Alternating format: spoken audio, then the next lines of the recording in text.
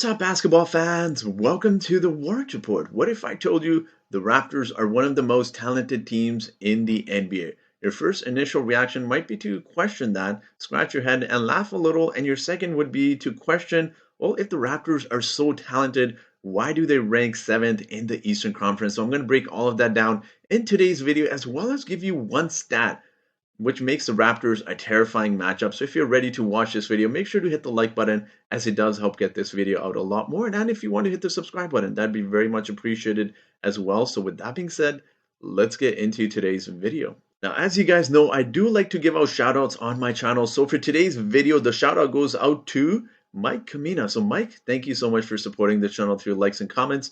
It is very much appreciated. Now let's talk about the Raptors. Now, when we talk about the Raptors and why they're ranked so low in the Eastern Conference, you obviously have to talk about the games played, because I know the Raptors aren't the only team in the East or in the entire league, if we're being honest, with COVID protocols and games cancellation. But the Raptors, you see, are ranked 29th in the league with Chicago Bulls in terms of games played. And some of the teams that are ranked above them, the 76ers played one more game, but specifically the Cleveland Cavaliers, who hold one spot higher than the Raptors, are ranked all the way out to the 8th spot, and they have played 40 games. So the Raptors do have 3 games in hand, but we also have to highlight some other important aspects of why the Raptors rank so low. Now, again, guys, I'm not saying the Raptors are a top 3 team in the Eastern Conference. Personally, I believe they're a top 5 team, but you also have to take into consideration a lot of the things that have hindered their growth and just stop them from winning games. So when you talk about the Raptors, you have to talk about the missed games. So the combined games missed by their starters this season for the Raptors: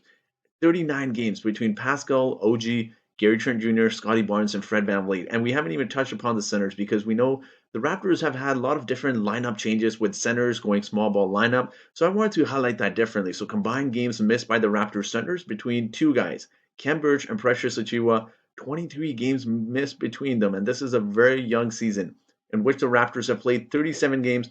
And out of the 37, 23 of those games, they've missed either Khem Birch or both Khem Birch and Precious Achiuwa. So it's kind of crazy to think, with all of these injuries that the Raptors have had, that they also obviously haven't had their starters play a lot of minutes together as well. We know Pascal was out with a shoulder injury to begin the season, but just seeing what the Raptors are doing lately, and I understand they're beating up on a lot of depleted teams.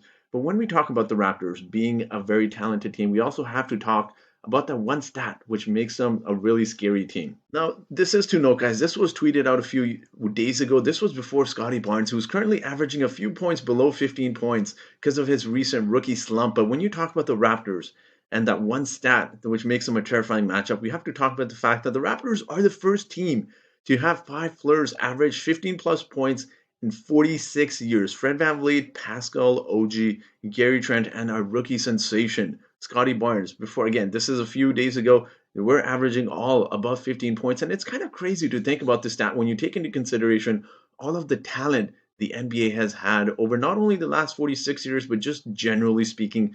You've had those Bulls, you've had the Lakers teams in the 2000s, you've had that Lakers team in the late 2000s, you've had that Miami Heat team, and just having the starters average this many points is quite underrated. Because one thing I want to highlight when we talk about the starters is the fact that when we talk about starters and playoffs, now again, guys, this isn't to say that the Raptors are going to win the championship or even make it there or have a deep playoff run, but we have to highlight some of the players. And when we talk about starters, the one thing we do take into consideration is once playoffs are rolling out, we know the starters play heavy minutes, and although you definitely do need a few good role players off of the bench, you always have to rely heavily on the starters to really help you win games. Now, the starters here, these 2 players I've highlighted for you guys are on the Raptors. So Pascal Siakam on the top. You see he was a key part of our championship run, but he played 37 minutes. And the next season in the playoffs, he played 30 minutes.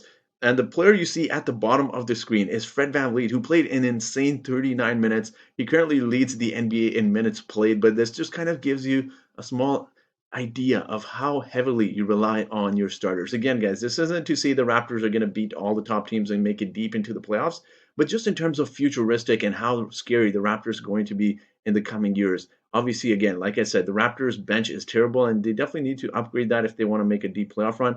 I think this is more of a retooling year where the Raptors and, Masai Ujiri, he's mentioned this, that the Raptors are going to have a lot of ups and downs. So just in terms of what the Raptors have done and how he has really organize this team in terms of talent, you do have to take into consideration all of the guys he has accumulated. And I mentioned this in my last video, all the young talent he has accumulated. So if Masai Ujiri in the future decides he wants to trade for a really great talent, he can package some of these guys. Now, again, I'm not here to tell you that you should package some of these guys here, but just in terms of switchability, when we talk about the Raptors, now obviously Fred and Gary are shorter than 6'8", 6'9", but some of these other guys that are listed, I know Ginanobi is listed at 6'6", 6'7", but just being able to guard multiple positions, being able to play different positions. We've seen Pascal Siakam. He's listed as a power forward, yet he's playing the point guard position when Fred VanVleet goes to the bench. And of course, you have Precious Achiuwa. His speed is underrated when people talk about, switchability. You see Precious Achiuwa guarding, shooting guards, small forwards on that three-point line, and he's really doing a great job of keeping up with them. So I think the Raptors have a very bright future. I haven't highlighted some of the other guys as well, like Cam Birch, but I think the Raptors have a lot of good talent on this team. I obviously have highlighted how productive the starters have been, but I do want to ask you guys, do you agree with my assessment of the Raptors and how scary they can be or they are at the moment and where I can see them in the future? Where do you see them in the future? I do want to ask you guys, so let me know in the comment section below. And as always, guys, I do have a trivia question for you today. And that trivia question is, who leads the Raptors this season in total free throws made? So I know it's tempting, guys. Try to answer this without Googling. Is it A, Pascal Siakam? Is it B, Fred VanVleet? Is it C, Scotty Barnes? Or is it D, OG Anunoby? So whoever answers this trivia question correctly first in the comment section gets a shout out in my next video. And as you guys know, in my last video, I posted memes of the Raptors. So if you guys have Toronto Raptors memes, you can always send them to me on Instagram. It's the Warch Report. I'm also on Twitter. It's Warch the. And I do have a bonus segment for you guys today, and that is the Raptors are bringing a championship legend back. Now, Blake Murphy obviously jokingly tweeted this, that the Raptors 905 have added Raptors champion legend. Legend. Can you believe it? We're adding someone from our 2019 championship run, which is Jody Meeks, to the Raptors 905. Andrew Rousey waived to make room. So it'll be awesome to see Jody Meeks in the Raptors 905. But again, guys, I just want to thank you so much for watching this video. Make sure to let me know your thoughts below on this video. Do you agree with my assessment? Do you disagree on Raptors being a really talented team? Let me know all of your fun thoughts on the comments section below. And as always, guys, I do appreciate you watching this video. So thank you so much for watching. And I hope you guys have yourselves a great day.